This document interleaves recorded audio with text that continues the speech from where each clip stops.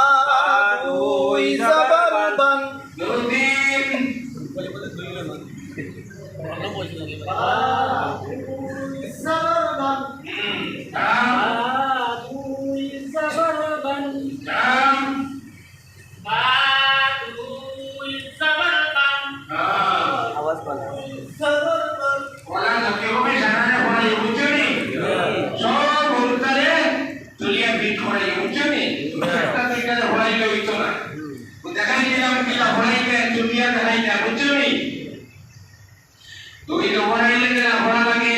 দুই পেশ আইলে না পড়া লাগে বুঝছো নি দুই জের আইলে না পড়া লাগে বলো বা দুই জের বিন বা দুই জের বিন বা দুই জের বিন বা দুই জের বিন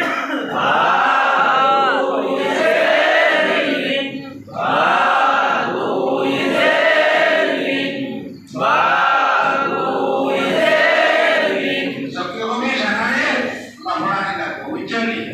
দুই জের আইলে না পড়া লাগে দুই পেশ আইলে না পড়া লাগে বা দুই পেশ পড় বা দুই পেশ পড় বা দুই পেশ পড় বা দুই পেশ পড় বা দুই পেশ পড় বা জবর দিয়া গেল না নি জবর দিয়া যাওয়ার বাদে এখন হরতানে আরো সহজ হইব জবর দিয়া আলিফ থেকে ইয়া পর্যন্ত জের দিয়া আলিফ থেকে ইয়া পর্যন্ত পেশ দিয়া আলিফ থেকে ইয়া পর্যন্ত পড়ানির বাদে